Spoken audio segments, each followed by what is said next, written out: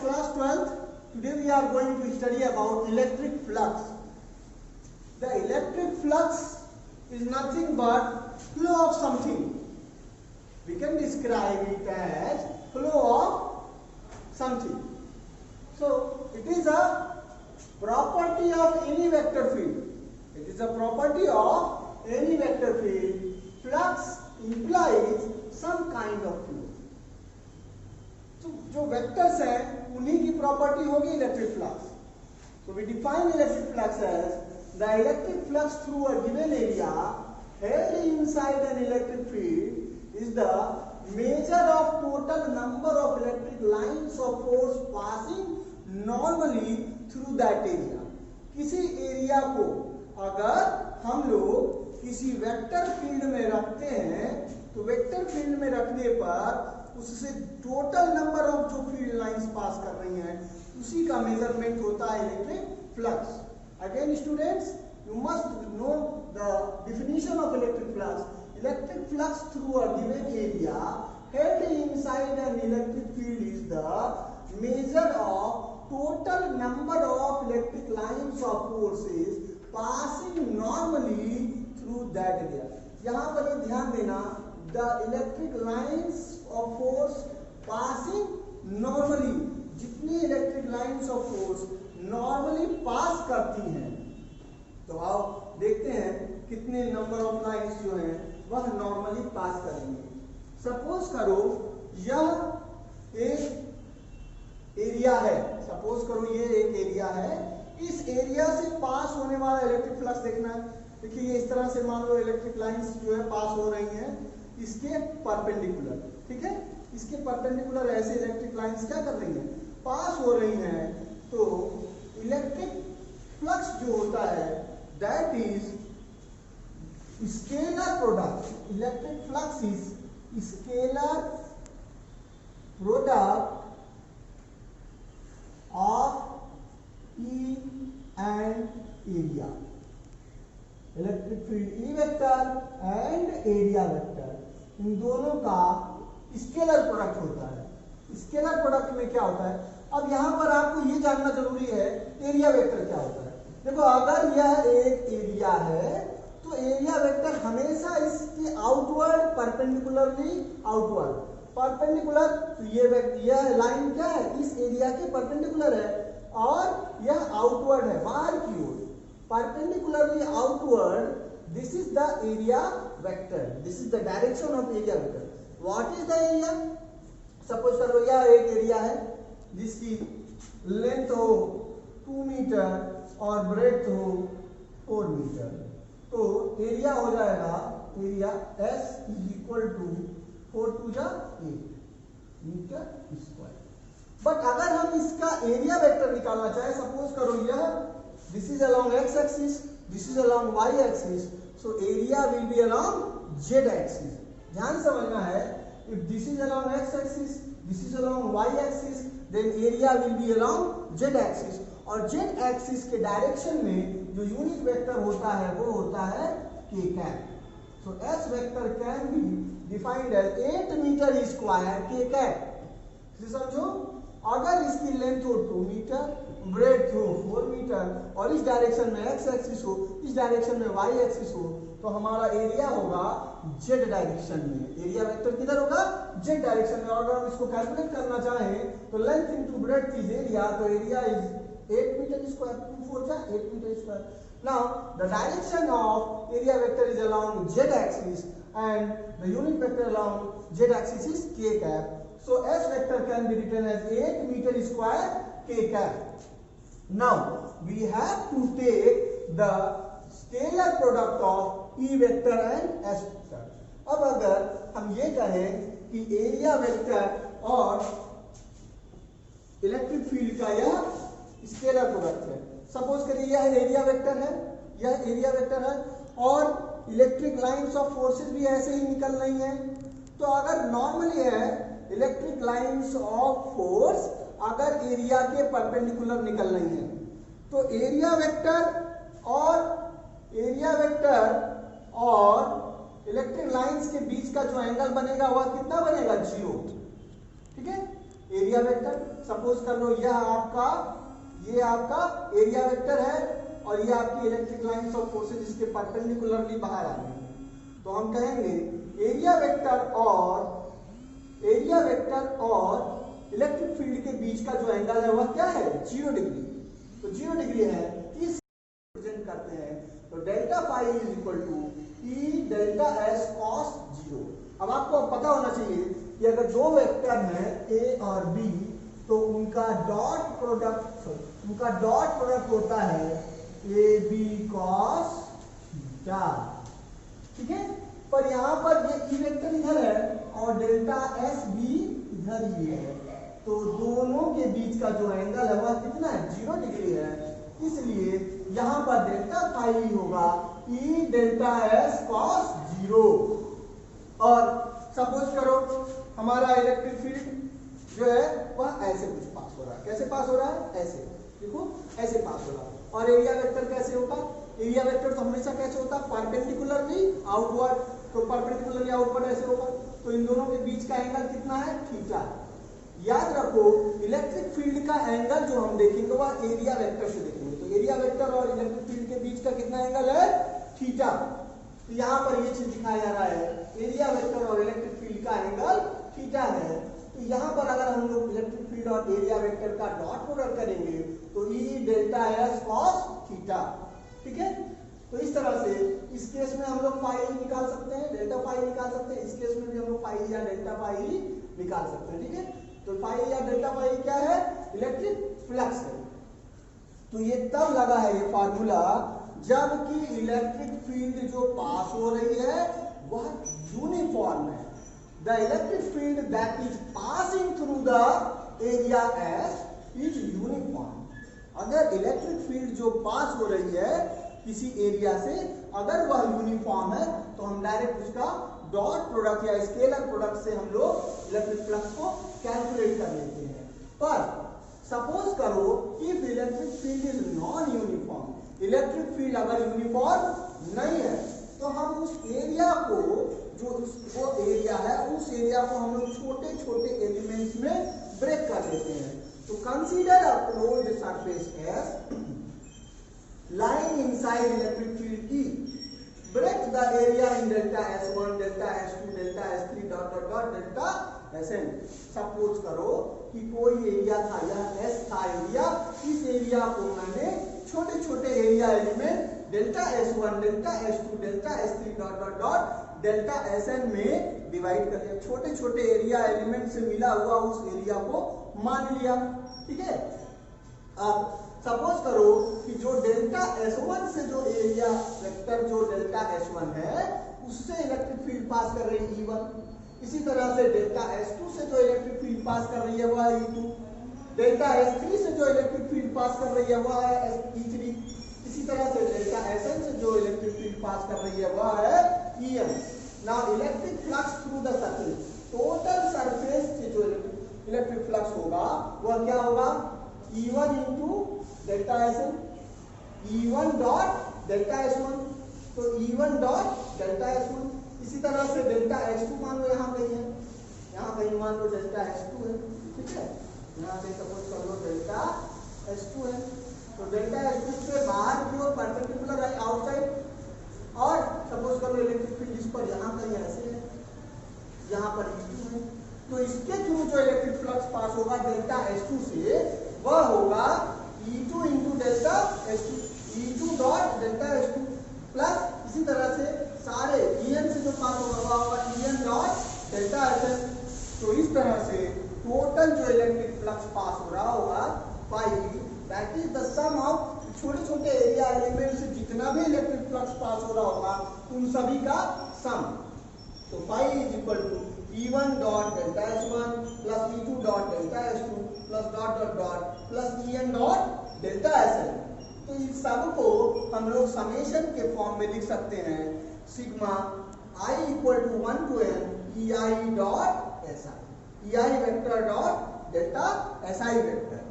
Now when number of area elements are very large, suppose कर लो number of area elements से छोटा सा एरिया था, बहुत बड़ा सा एरिया है, तो बड़े एरिया में हमको क्या करना पड़ेगा, नंबर ऑफ ऑफ एलिमेंट्स क्या हो जाएंगे, इनफाइनाइट नंबर ऑफ एलिमेंट्स होंगे वहां पर। ये जो डेल्टा S1 डेल्टा S2 क्या होंगे, infinite number of delta S होंगे, ठीक है। इस तरह जो डेल्टा S होना चाहिए वो बहुत छोटा होना चाहिए। So delta S tending to 0 and n tending to infinite.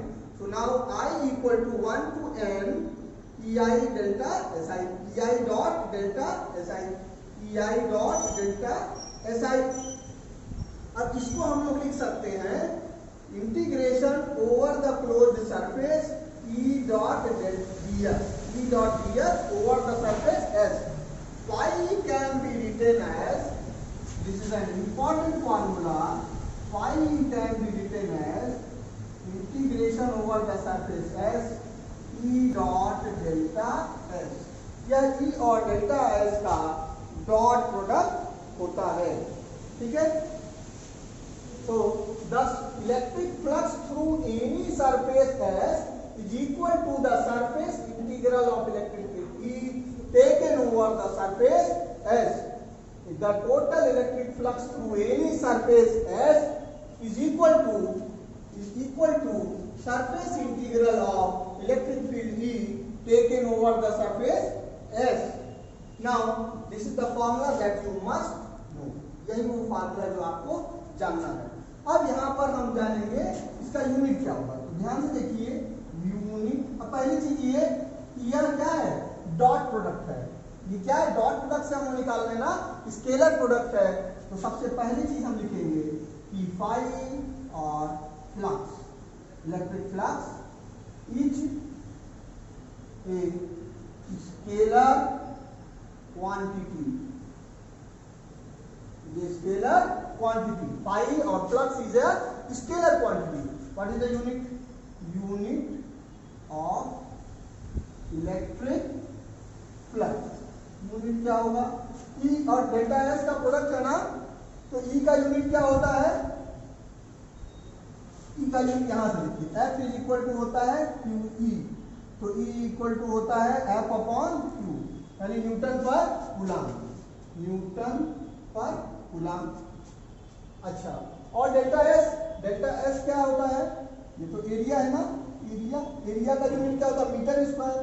तो न्यूटन पर कूलम इनटू मीटर स्क्वायर।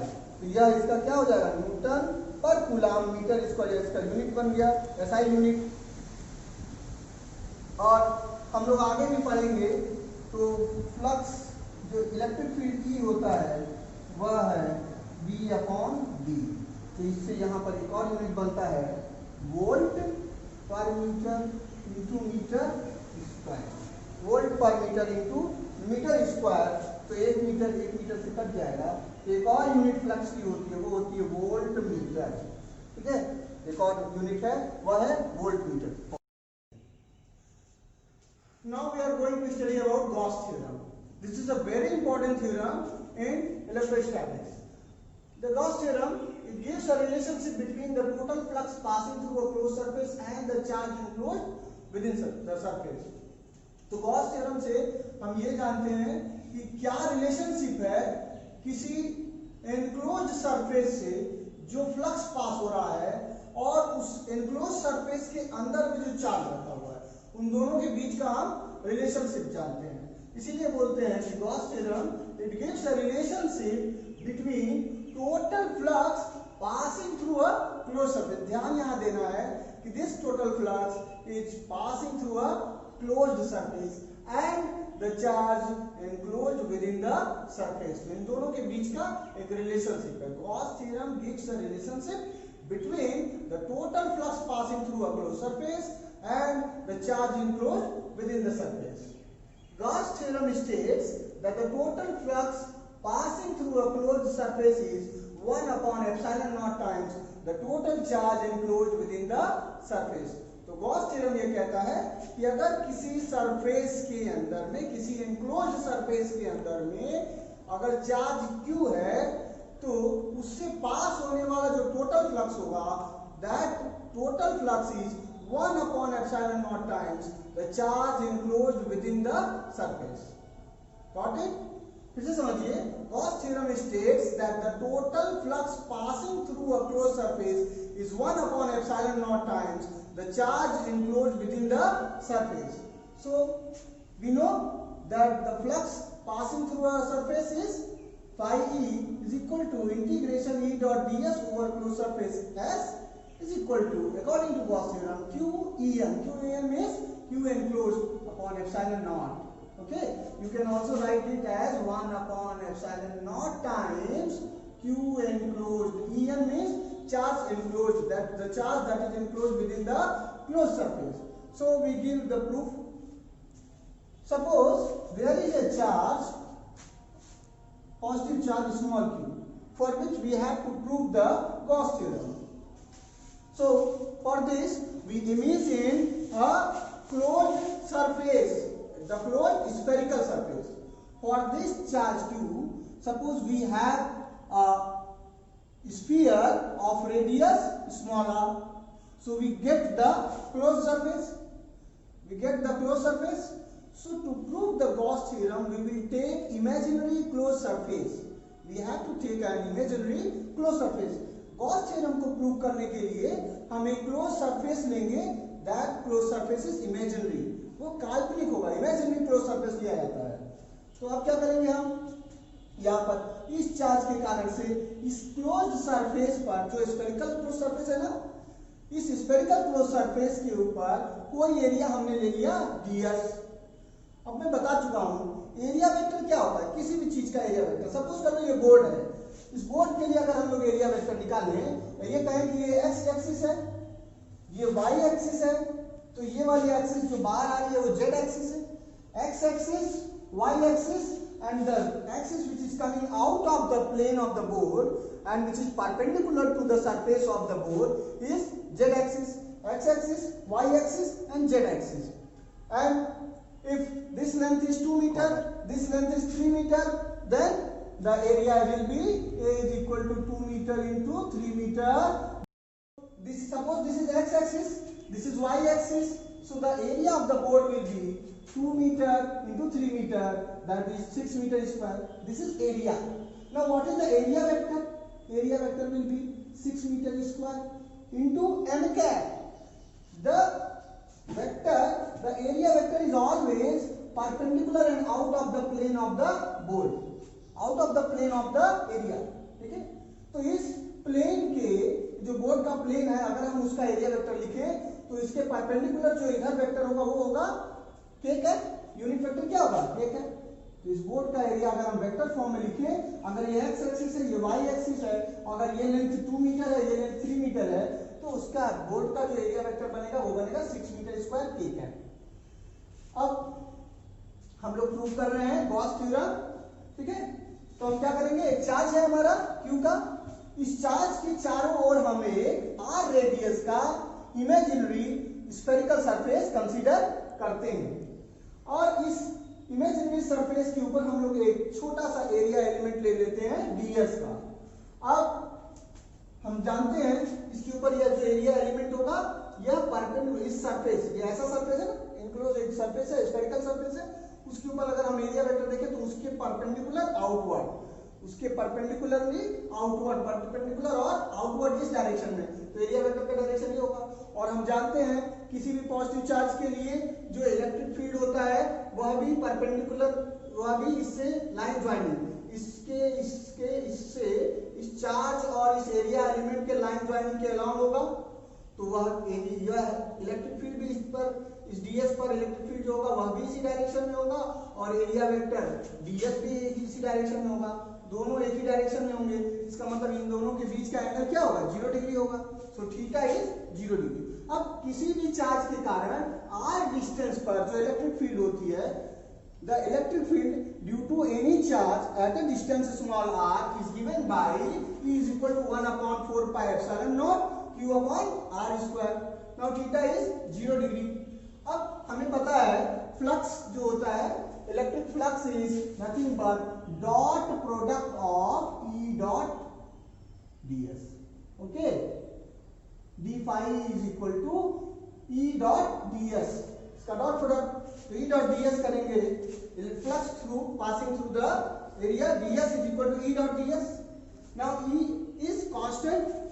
इस r रेडियस के स्फेरिकल सरफेस पर कहीं भी अगर हम E की वैल्यू देखें तो उसका जो मैग्नीट्यूड होगा वह कांस्टेंट होगा, क्योंकि इसमें r कांस्टेंट है। इस स्फेरिकल सरफेस के लिए r क्या है? कांस्टेंट है। तो 1/4 pi epsilon naught q upon r square. So electric field is constant.